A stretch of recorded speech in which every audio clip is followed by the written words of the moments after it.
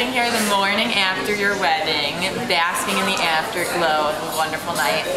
And we just want to go around, and Shalice, we want to share with you about the stories about the past 5 years of Trevor's life. So here we go, without further ado, Pam. Okay, so my memory of Trevor is mostly from, because I knew Trevor in New York through Megan and Nate, but mostly my memory of Trevor comes from last summer when he spent the summer working for Everlater. And I feel like every memory centers on like him eating tons of sweets. Like I remember one night he went out for like, it might have been his birthday or something, and he had to get a Pizookie. So we went to like a couple different places on Pearl Street. And then another time we went to go get ice cream, and instead of getting like a normal size ice cream, he was like a gallon, and he was just like eating it while we were walking down Pearl Street. And I feel like every time we went to go get sweets, everyone's like, oh, Trevor, like that's so Trevor. And then like everyone would start like eating it, like, can I have a bite of that cookie? Can I have some of that ice cream? And so last night at your wedding, when I walked in and saw all the candy, I was like, oh, that's so Trevor. And then of course, true to form, everyone else was like, ooh, candy, like I want some too. So thanks for always like instigating the sweet eating that everybody wants to indulge in anyway. Oh, that's awesome. Trevor, man, it's Natty, obviously. Thanks for inviting me. I had a great time. Congratulations. I'm really excited for you guys. Two of my favorite memories involve sports, of course. First of all, when I beat you with golf one time we played, and so we'll have to do that again. And second of all, when you sunk that insane frisbee golf shot at the end on the last hole from like 40 feet out, is still one of the most epic sporting things I've ever been a part of, so thanks for doing that. I always like to beat Nate in anything as well too. So Shalice, have a great time with Trevor. You guys are going to be awesome together, and we will see you in LA soon. Alright, so now Alright, so Shalice, this is FYI for you. I know yesterday you told this great story in the video about how Trevor cares about his hair and the gel in the freezer. It's totally believable. But what was really creepy one day at work is Trevor sent, I think it was an email to all of us, including me and Megan on it, saying, what is the best way to remove body hair? Is it shaving or waxing or nair? It's just really creepy. I mean, I think we just started work, and Megan and I responded being like, haha, you know, ask Nate. And continues the conversation at work. So while, you know, you're very nice to only give a story about it, the hair on his head, we've had a lot more conversations about hair, so I thought you should know that he's been just the same in the last 5 years. that's good.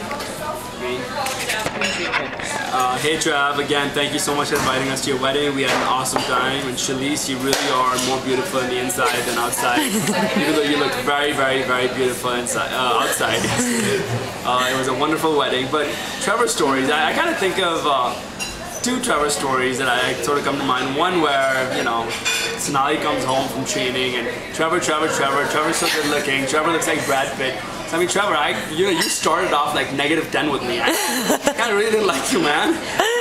Like, my girlfriend said try to buy you, and all I hear all the time is like, oh, this guy Trevor's so good looking. Like, all right, Trevor, I'm sure he's fine.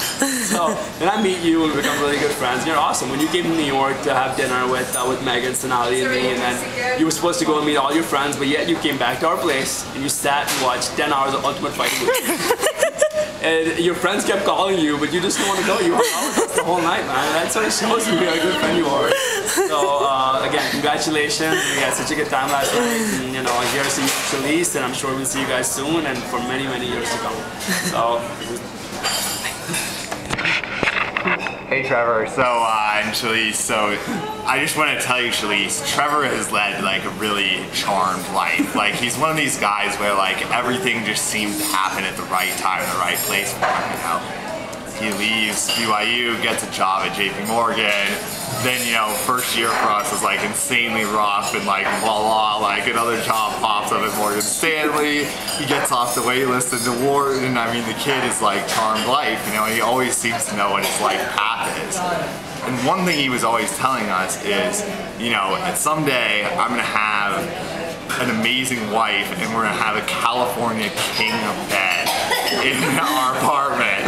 And you know, he lived in this super small place in New York, had like, you know, a twin or something like that, but he'd always be telling us, oh, I'm gonna have a California king bed.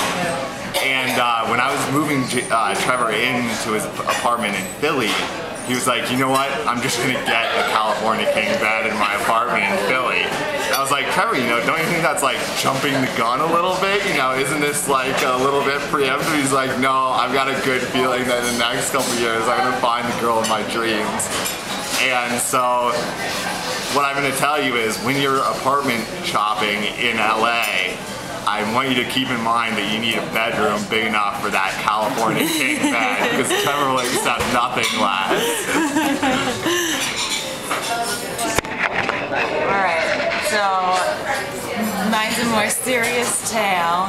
No, I remember it was one night, I think it was after our first year of banking together, and somehow we wound up sitting in Grand Central on the second level at night. Like maybe other people were at a bar or something and we left and we just sat up there and talked, because I think I was having some like love troubles, like I was either broken hearted or confused or one of the many things that I tend to be.